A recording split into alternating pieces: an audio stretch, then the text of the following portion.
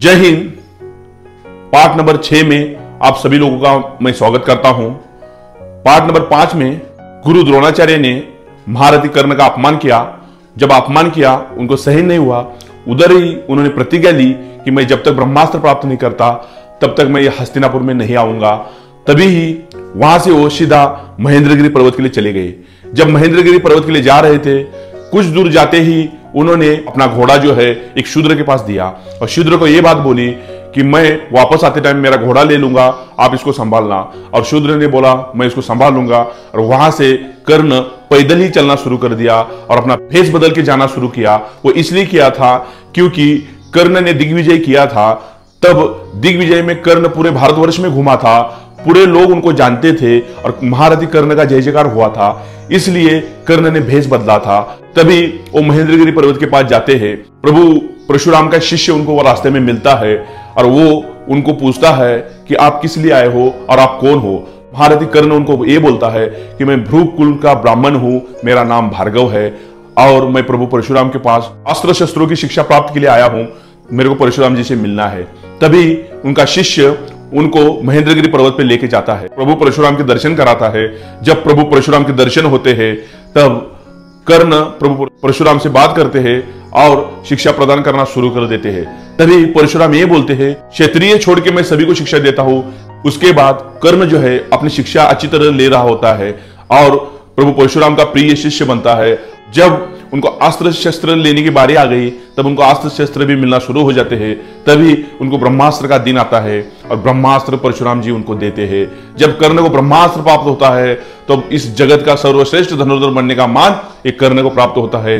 तभी परशुराम उनको आशीर्वाद भी देते हैं, कर्ण तुम सर्वश्रेष्ठ धनुर्धर बन जाओगे आज से। तब हर एकादशी को परशुराम महेंद्रगिरी पर्वत से नीचे आते थे, सभी लोगों को वो अपना दर्शन देते थे। तभी एक दिन उन्होंने कर्ण को ये बोला, कर्ण तुम मेरे साथ चलोगे। तब कर्ण को ऐसा लगा कि मैं अगर नीचे चला गया तो मेरे को लोग पहचानेंगे। फिर भी प्रभु परशुराम का आदेश था, अगर उनका आदेश मैं नहीं पालूंगा तो वो मेरे को शाप भी दे सकते हैं। इसलिए वो उनके साथ जाने के लिए तैयार हो जाता है और ब्राह्मण वेश बनाता है और नीचे चला जाता है। जब प्रभु परशुराम और कर्ण जब नीचे आते हैं तब कर्ण को कोई नहीं पहचानता। तब प्रभु परशुराम सभी लोगों को अपना दर्शन देते हैं और जब प्रभु परशुराम फिर महेंद्रगिरी पर्वत के लिए चलते हैं तब रास्ते में वो थोड़ा थक जाते हैं और एक पेड़ के नीचे बैठते हैं और उधर ही उनको नींद आती है। तभी वो कर्ण को ये बात बोलते हैं, जब तक मेरी नींद नहीं पूरी होगी तब तक मेरे को जगाना नहीं बोलते हैं। तभी प्रभु परशुराम अपना सर जो है कर्ण के पैर पे रखते हैं और उधर ही सोते हैं। जब वो सोते हैं तब इंद्र भगवान अपनी लीला दिखाता है, क्योंकि कर्ण ने इंद्र के साथ युद्ध किया था। इंद्र भगवान थे लेकिन पृथ्वी के लोग उनको पूछते नहीं थे। उनको गुस्सा आया, वो वरुण देव थे, बारिश बंद कर दी। जब बारिश बंद कर दी तब प्रभु परशुराम ने कर्ण को बताया, आप जाके इंद्र के साथ युद्ध करो। और जब कर्ण का और इंद्र का जब युद्ध होता है, इस युद्ध में अस्त्र शस्त्रों का युद्ध शुरू हो जाता है। तभी कर्ण जो था, शिव का अस्त्र प्राप्त था, तब उन्होंने वो शिव का अस्त्र ही इंद्र के ऊपर चला दिया और इंद्र का पराजय हुआ। भगवान का पराजय एक साधारण मनुष्य से हुआ। ये गुस्सा उनके मन में था, इसी का बदला लेने के लिए वो उधर आए थे। और आने के बाद जब पेड़ के नीचे कर्ण बैठे थे और परशुराम जी सो रहे थे, उसी टाइम वो भूंगा रूप में, कीड़ा रूप में बन गए और कीड़ा रूप में बनने के बाद कर्ण के पास चले गए और कर्ण को काटना शुरू कर दिया। लेकिन प्रभु परशुराम की नींद खुल जाएगी इसलिए कर्ण ने उसको सहना शुरू कर दिया। वो इतना सहते गए, इतना सहते गए, उस कीड़े ने उनके पैर को इतना काटा कि उनका पैर जो है खून से लथपथ हुआ। और जब खून से लथपथ हुआ, खून बहना शुरू हो गया। तब जब वो खून जो है प्रभु परशुराम के शरीर के नीचे चला गया तभी परशुराम जग गए। जब परशुराम जग गए तब उठा और देखा तो क्या, तो खून से लथपथ कर्ण उधर बैठा है और मैं उनके पैर पे सो रहा था। तभी परशुराम जी यही बोला कि कर्ण तूने गुरु की सेवा के लिए कितना बड़ा त्याग दिया, तू सर्वश्रेष्ठ हो कर्ण। ये बात तब बोलते हैं। तब दोनों में जब वार्तालाप होता है, उस वार्तालाप में बातों बातों में परशुराम जी यही बोलते हैं, यहां से पीछे मेरा एक क्षेत्रीय शिष्य था, वो भी तुम्हारे जैसा ही था। ऐसा जब बोलते तब उनको याद आता है ये ब्राह्मण नहीं है, ये क्षेत्रीय हो सकता है, इतना सहन ब्राह्मण नहीं कर सकता। उसी टाइम पूछते हैं, कर्ण सच सच बताओ तुम हो कौन। तब कर्ण को पीड़ा होती है, अभी मैं क्या करूं। और उसी समय कर्ण अपने हाथ जोड़ता है और उनको यही बोलता है, मैं ब्राह्मण नहीं हूं, मैं सूद पुत्र हूं, मैं सूद के घर में पला हूं और मैं उनको गंगा नदी में मिला था और मेरा नाम कर्ण है। तभी परशुराम जी पूछते हैं कि कर्ण वही है क्या, इसने दिग्विजय किया था, वही कर्ण है क्या? तो बोला हाँ, मैं दिग्विजय वाला ही कर्ण हूं। तभी प्रभु परशुराम को गुस्सा आता है और उधर ही बोलते हैं, हे कर्ण, जो मेरे पास से तूने शिक्षा कपट से प्राप्त की है, जो शिक्षा तूने मेरे से झूठ बोल के प्राप्त की है, उसी शिक्षा की तुमको सबसे ज्यादा जरूरत होगी, वो शिक्षा तुम्हारे किसी काम की नहीं रहेगी और किसी काम की नहीं रहेगी, ये बोल के उनको शाप देते हैं। तभी कर्ण उनका पैर पकड़ता है और अपनी पूरी व्यथाएं उनको बताता है। मैं सर्वश्रेष्ठ होते हुए भी मेरा नीच कुल में जन्म हुआ है, इसलिए मेरे को पूरी दुनिया तिरस्कार करती है।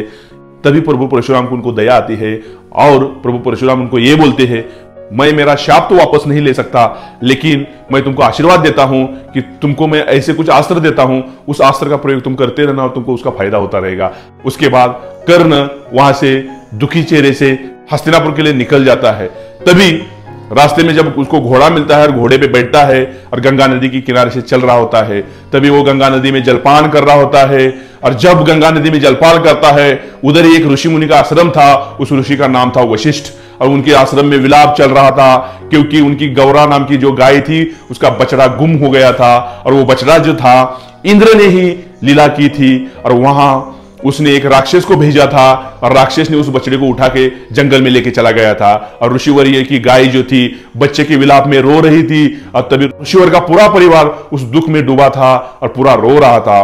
कर्ण का शाप का दिन चल रहा था और उधर कर्ण पहुंचा, ऋषि वशिष्ठ को मिला, उनके दर्शन किए।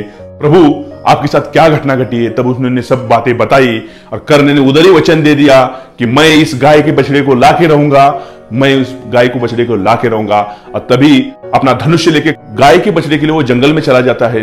तभी वो राक्षस उनको मिलता है। गाय का बछड़ा जो था कीचड़ में फंसा था और उधर कर्ण और राक्षस की लड़ाई होती है और उस लड़ाई में वो एक दूसरे को प्रहार करते हैं। और तभी कर्ण का अपना बाण चलाते हैं और वहां से राक्षस जो है वो अदृश्य हो जाता है और वो बाण जाके सीधा उस बछड़े के गर्दन में घुस जाता है और बछड़ा उधर तड़प रहा होता है कीचड़ में। और उसी समय ऋषिवर्य उधर आते हैं और देखते हैं तो क्या उनके बछड़े को कर्ण ने बाण मारा है।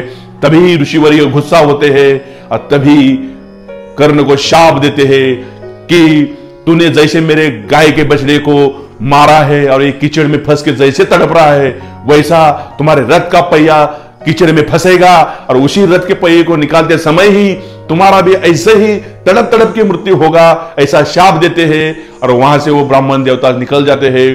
कर्ण ने दूसरा शाप उधर ले लिया। कर्ण का जीवन सिर्फ शाप के लिए हुआ था ऐसा लग रहा है। उसके बाद कर्ण वहां से निकल रहे होते हैं। कर्ण के मन में चिंता रहती है। तभी रास्ते में एक लड़की मिलती है, वो अपने सर पे घी का लोटा लेके जा रही होती है। महारथी कर्ण भी उसी रास्ते से जा रहा होता है और जब उधर जाता है तो उस घोड़े का पैर उस लड़की को लगता है। वो घी का लोटा जो है फूट जाता है। जब फूटता है तो वो लड़की रोना शुरू कर देती है। वो भी लीला इंद्र ने की थी। वो जब लड़की रोना शुरू कर दिया तभी वो लड़की यही बोला कि मेरे को यही घी चाहिए, नहीं तो मेरी माँ मेरे को गुस्सा हो जाएगी, मेरे को मार देगी। तभी कर्ण अपने तुनीर से बाण निकालता है। घी जहां गिरा था उधर ही बाणों की वर्षा कर देता है। जब बाणों की वर्षा करता है तो घी पूरा इकट्ठा हो जाता है। लेकिन उधर धरती मैया प्रकट होती है और धरती मैया उनको ये बोलती है कि हे कर्ण, तुमको इतना अहंकार है कि तूने मेरे को बाणों से छलनी छलनी कर दिया। और तभी वो उधर कर्ण को शाप देती है। ये तीसरा शाप कर्ण को मिला। कर्ण का जीवन सिर्फ शापों के लिए था ऐसा ही लग रहा है। कर्ण महारथी था, फिर भी भगवान की दृष्टि करने के ऊपर नहीं थी, इसलिए हमेशा शाप लेता गया। अगला इतिहास पार्ट नंबर 7 में बताऊंगा। जय हिंद, जय भारत।